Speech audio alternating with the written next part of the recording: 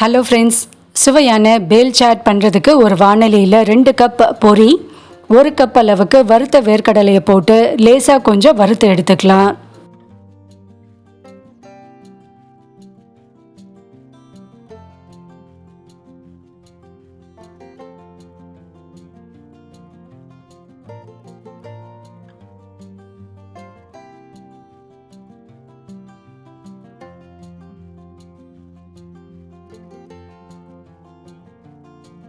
ஒரு வெங்காயம், ஒரு தக்காளி, ஒரு ஆப்பிள், ஒரு காய் வாட்டா இருக்க கொய்யாக்காய், 4 பொருட்களையும் நல்ல சின்ன சின்ன துண்டுகளாக கட் பண்ணி எடுத்திருக்கேன்.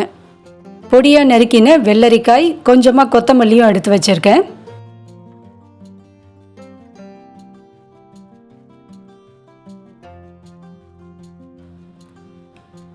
அடுத்து இப்போ ஒரு பவுலில் வறுத்து வச்சுருக்க வேர்க்கடலை, பொரி, கட் பண்ணி வச்சுருக்க வெங்காயம், தக்காளி, ஆப்பிள், கொய்யாக்காய், வெள்ளரிக்காய், கொத்தமல்லி எல்லாத்தையும் ஒன்றா போட்டு கலந்துட்டு, கடைசியாக இதில் கொஞ்சமாக ஒயிட் பெப்பர், கொஞ்சமாக தூள் உப்பு, கரம் மசாலா ஒரு 1/4 ஸ்பூன் இது எல்லாத்தையும் சேர்த்து கலந்து விட்டுட்டோன்னா ரொம்பவே சுவையான பேல் சாட் ரெடி ஆகிடும்.